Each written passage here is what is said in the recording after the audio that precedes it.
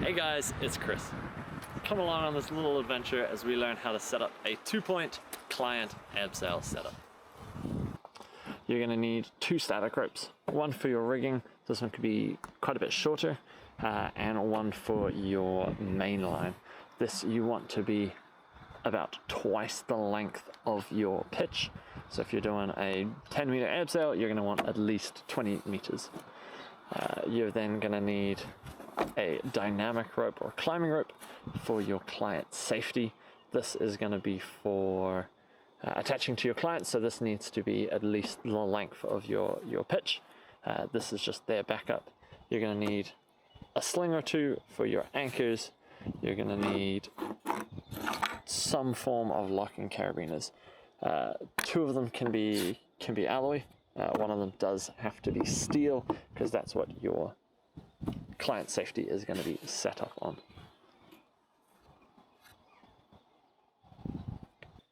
Before we start, we want to keep in mind where our clients are going to be coming from and where our edge is located.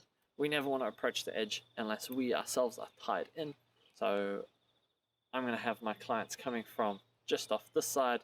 Our edge is just behind you. And so I'm going to set my first anchor being the far side from the clients. This is where my personal safety is going to be attached as well.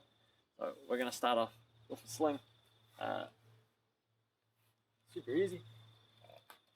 Go around whatever tree, whatever. If you've got bolts, awesome. If you've got chains, awesome. If you're using posts or trees, just make sure that you check them before you go ahead and use them. We're then going to go ahead and take our rigging rope. Again, this is a static or semi-static rope. We're going to just leave it in a big pile right there. We're going to tie a figure 8 in the end. I've linked all the knots you're going to need in the video description. So figure 8 goes in the end. And then we're going to take our best guess at how far we're going to need. And we're just going to throw that as close to the edge as we can. Pull back a little bit. And then we're going to tie off with a clove hitch. The beauty of having a clove is if it's too long, we can shorten it. If it's too short, we can lengthen it. Super easy to adjust. Make sure that sits nicely.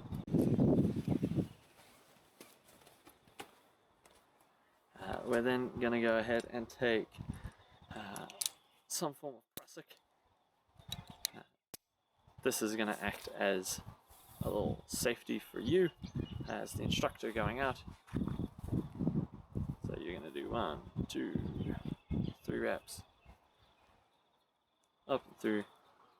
Then we can pull that nice and tight. And then I'm going to make the assumption that I have not given myself the right amount. So it could be too long, it could be too short. So when we walk out, we're going to pull it to where our prusik is tight. We know that it's biting, and then we're just going to walk towards the edge.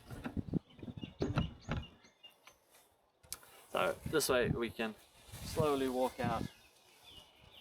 We want to be mindful that as we're approaching the edge that we're not going to fall off, because we want to be able to get to the edge but not go over it. So I have given myself a little bit too much. So easiest is we're going to take out that much out of our setup right over here. So we can then take this much out. The easiest is if we measure that next to this one. Yeah, sweet. I'm going to then pinch there, and I'm going to feed it all through.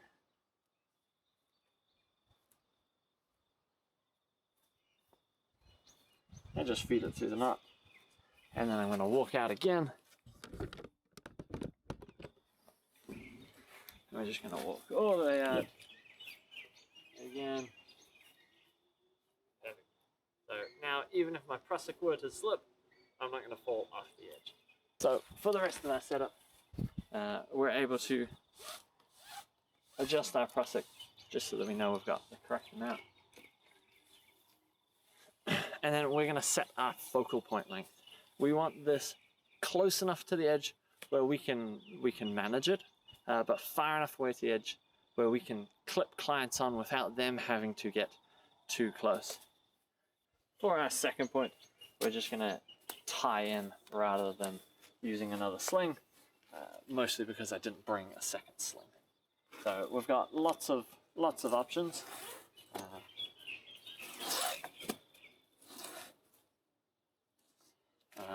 So you could retrace a figure eight depending how much you've got there. I'm going to tie a bowline.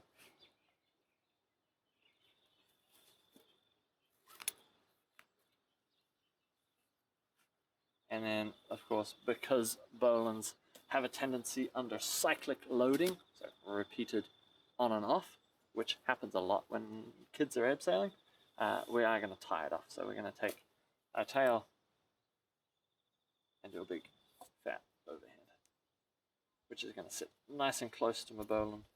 Make sure there's no twists in the whole system. Nice, super secure. And we're just going to tuck that tail up and out of the way. And then for our focal point, we're going to make sure that we're pulling in the direction that our lines are going to pull. If I tie the focal point way off to the side, when they inevitably swing over, we're now no longer using our 2 points, we're only relying on one. So we want to make sure that, to the best of our ability, that they are equalized, so both sides taking even load. We're going to tie our double figure eight in the end with quite a lot of tail. So like you would tie a normal figure eight on a bite, but you're going to pass 2 loops through, make sure there's no twists, and then your loop goes straight over the end. We're then going to pull one side, typically the left side, longer than the other side. Pull nice and tight, straight down towards where we're going to be loading. We want the difference to be at least a carabiner, maybe even a carabiner and a bit, just so that when we go to use our Italian hitch, we've got less rub on our ropes. Then for our focal point itself, we're going to take our main line, uncoil this, and we're going to throw down as much as we need. Try aim short. It's the perfect amount right there. You're just going to try aim short so that it's not sitting on the ground. Keep in mind, when people abseil down, all of this is going to stretch, it's going to tighten, so that'll put your rope perfectly on the ground. If it's too long, it means when kids get to the bottom, they're going to trample ropes, and that's just not good for the life, the longevity. So we're then going to take one of our locking carabiners, try and make sure that the gates are sitting out and away, and we're going to tie our Italian hitch. Again, links for all these are in the video description. Make sure to do them up. And we want our Italian to be set to where it is ready to be lowered, not sitting the other way. If we need to do a rescue, we want it to be nice and smooth. If it sits this way, when you untie it, that little jolt can either hurt or can just give people a fright. So get it nice and tight. You're going to tie off, so you're going to make your loop for your half hitch, straight through. Give yourself a fair bit of tail, and we're going to crank it up and tight. Again, making sure that everything sits nicely, there's no twists. We're going to leave these 2 ropes sitting nicely together the whole way, and then an overhand after that.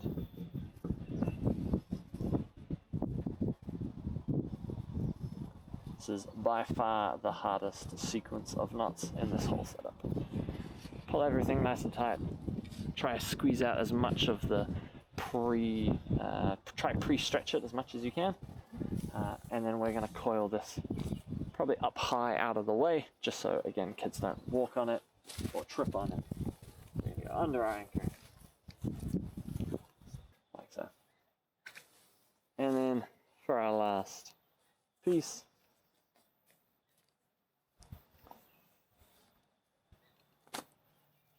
we're gonna tie a double figure eight in the end.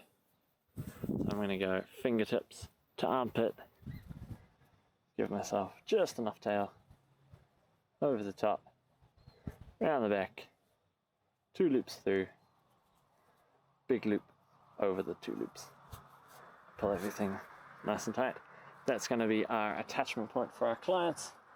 So we're going to put a carabiner on the end.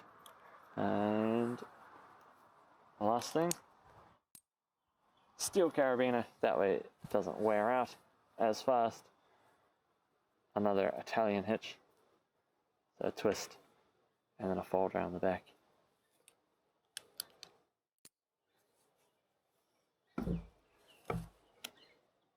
And that is our 2-point anchor setup. All done. So we've got our main line that definitely reaches all the way to the ground. Comes up. Our attachment point. Come up a little higher. We've got our master point, tied off Italian hitch. Gates done up. An untied Italian, because we're going to belay our clients over. Master point, tied off bowline, clove hitch, all the way down to me.